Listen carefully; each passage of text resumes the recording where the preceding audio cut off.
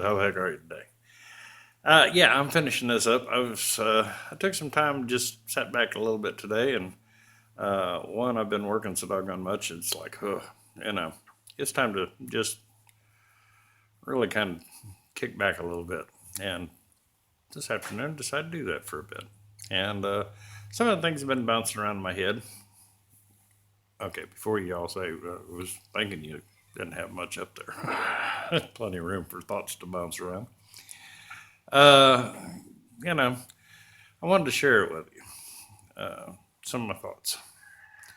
And here's one of them that I may title this thing, Do You Really? Are You Really Serious? It's a lot of fun to talk about homesteading and getting out and being able to care for your family and yada, yada, yada. Um, and I hear a lot of folks talking about it. Okay. I don't see a lot of them moving toward it. And that's in general, and especially out here on YouTube. Man, uh, you see all this stuff going on, and you're like, I want to be a homesteader. Okay, well, get out there and do it. Quit talking about it and get out there and do it. But yet, you see them all caught up in the trappings around them. You know, uh, and sad to say, they got it in their head and that they want to do this. They see the need to get out there and do this, but they don't see the urgency. Okay, they really don't see the urgency of it, and that's their downfall. Okay, because as they surround themselves with the trappings of the system, the suburbia urbanite lifestyle, they quickly get sucked into the system, and they can't escape. Maybe when they retire, they'll sell the big house and move out to the country. Um, then, man, let me tell you, you're gonna regret that one too, because it's going to be a tough road to hoe. You're going to learn that. Okay. Um, we as homesteaders encourage people to practice gardening while they're in the suburbs and things of this nature. Um, and yeah, knowing how to garden. It becomes a different animal when suddenly you try to do it on a larger scale to be self sufficient. Because let me tell you something, you're not going to feed your family for a year on a backyard garden. You're just not. Um, and I know there's some other, there's urban gardeners, and yeah, there is. But if you look at it, they're not, they are maybe conducting business, um, a lot of specialty crops, things of this nature. But as far as being able to say, what I'm growing, I could feed my family for a year, I think if you really backed them into a corner on that, they'd say probably not, because we're going to get tired of eating lettuce after a while, and that's where you're at. You know, if you have enough land, you can grow enough food and so forth, but it's a whole different. Okay, we have a house garden, all right, and a lot of the standard gardening techniques work well on that.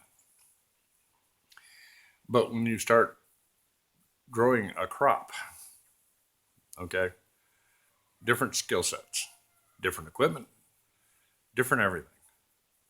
And gardening, while helps you prepare for that, the only way you're going to do it is get out there. And then you're going to realize, yeah, I need to, a tractor, and I need a disc, and I need plows, and I need a planter, and I need, all these things start coming into play. And, you find out how unprepared you really are for it. I didn't take those kind of costs into consideration. Okay. You know, folks, and the whole thing of it is there's people out here in the country, okay, that will help you. All right. Farmer bring his tractor down and bush hog your field and cut your hay and do all sorts of things. But there's also a point, and they're kind folks and they don't mind doing it. I've got a neighbor who loves to run his tractor. Okay, just loves it, and but I get, you know, there's also a part of you where it's like you can't depend on others. Okay, what happens if that farmer won't come out and cut your hay? He gets sick in the hospital, dies, gets hurt in an accident. Now what? You got animals to feed. You have to have hay. All right. Now you're going to pay somebody to come out and cut your hay, or are you going to buy it? Same thing with your crops. Now I've got to pay somebody to come plant my crops. I've got to pay somebody to come harvest my crops. See what I'm saying? That's not self-sufficient. Okay. Sorry. You have to be able to take care of yours. Not always easy. So when you're looking at the cost of these things, okay, if you got $50,000 in the bank, you say, I can go buy a piece of land. I got $50,000 in the bank. Really? Priced a tractor? Even a used one. And you'd be stupid to go buy a new one. Okay? But used tractor, implements for it to bush hog and to, break soil and things of this nature, they all cost. You better know what those costs are. And you better include them in your plan because those are going to be upfront stuff that you're going to have. Otherwise,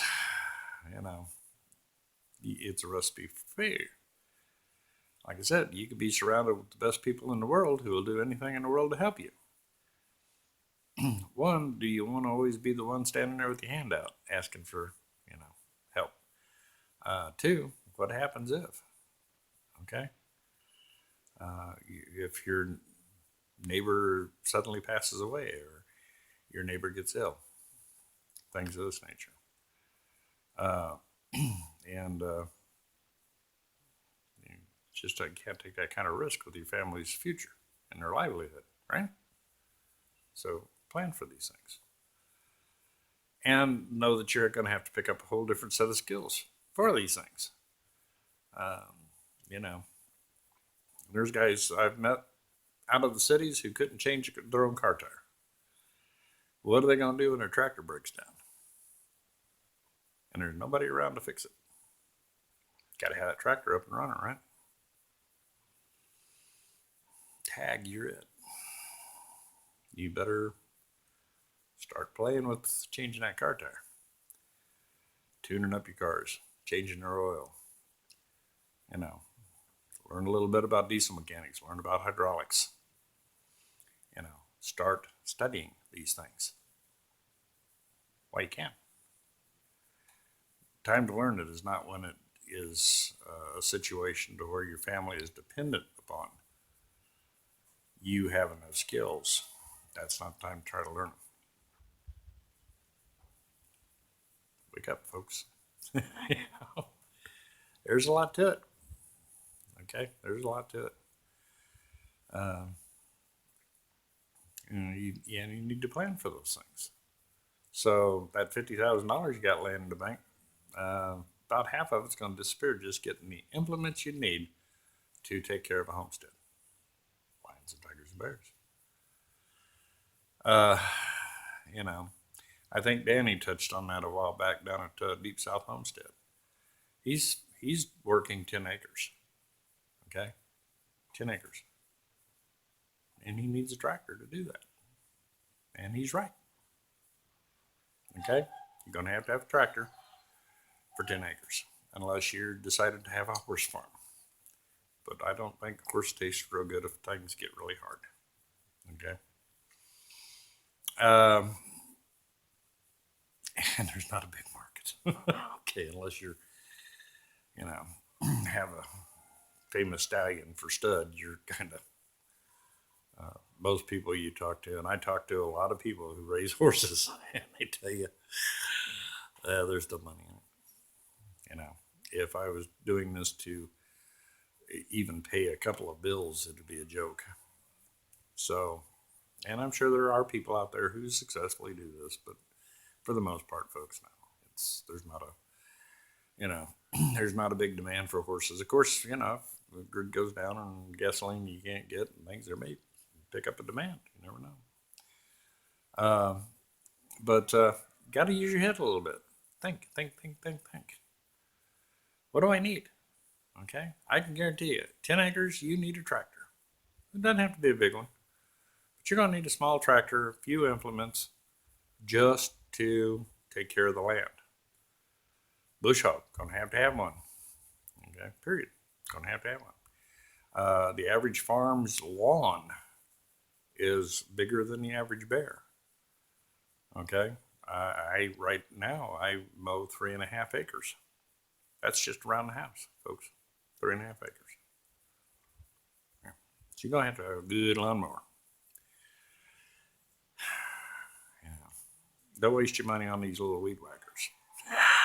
Okay, because if you're doing even 10 acres, you know, you've got fence rows to clean, and a weed whacker will wear your tush out and eat up a lot of your time. Time's gonna be precious to you.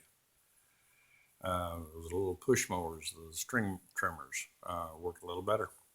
Okay, to get in there and get those rows cleaned out along the fence rows. Just things like that. You have to plan for that stuff. And a lot of folks starting out, because of their lack of knowledge of it, of what will I need, really, sets them back. Talk to experienced people, okay, and get their feelings for what would I need. Okay, I buy a tractor. What implements do I need for that tractor? First thing they're going to ask is, well, what are you planning to do? Okay, and I've had some that give me these vague, asking for advice, and then they give me vague plans. If I don't know what you're doing, really, how do I give you advice? So my advice is usually you need to step back and figure out what you're doing. All right? That's the advice. Then come back and I can help you with the details. Okay? Once I know what you're planning to do. And you'd be surprised how often that comes up. So think, folks. I mean, really, I can't overemphasize the planning stage of this. And I always like, when you're thinking about stuff like this, it's very easy to get into this utopia frame of mind. And you would be better off getting into a Murphy's Law frame of mind. What can go wrong? What problems can jump up and bite me right in the tush? Because let me tell you something. Homesteading, it's more Murphy's Law than utopia. Okay? What can go wrong usually will go wrong. You need to be prepared for that and be able to react to it and deal with it. And if you don't think you can live under that kind of, because, let's say I move out to the rural Timbuktu and then suddenly find out there's no work out there in rural Timbuktu. And things of this nature. So an outside job is not easy. It becomes a lot tougher. And then you have problems taking care of the homestead and the job because you're spending 3-4 hours on the road every day. You see what I'm saying? Plan. Can't overstress it. Plan for Murphy's Law to take effect a lot. And then if it doesn't, you're just blessed. Things go good. You don't have the problems. Things are good. But please try to keep in mind that that's not always the way it goes. All right. I want to say every one of you is that attempt this lifestyle to succeed at this lifestyle. And it's going to be a lot A lot of hard work, a lot of planning, and a lot of asking questions. Okay? Don't be afraid to ask questions. There's a lot of experienced people, not just out here on YouTube and things of this nature, but there's a lot of experienced people that's going to be around you at that homestead. You want to make friends. You want to be a good neighbor so that you have good neighbors. And being a good neighbor means contributing. All right? You got to be able to, when they need help, provide that help. That simple. That's what it's all about, folks. Plan, plan, plan. Know what you need. You'll soon see that that pile of money that you thought you needed to start a homestead suddenly grew a lot. And you're still in the suburbs or urban areas, living a lifestyle and that is not going to afford you the ability to put that money together. Oh, I can get a mortgage. Okay. Then you need to look at the what if. What if I get a big mortgage and I move down to my property? I can't find a job to pay the mortgage. And you're probably years from getting your homestead up to where it will pay that mortgage and feed you. Recipe for failure, isn't it? Try to look at those recipes for failure that may be staring you in the face. Address them. Have an answer to that question. Okay? Because sometimes failure can strike a toll on a family that is more than you can imagine. And not only do you lose your place and your homestead and your dreams, you lose your family, you lose your loved ones.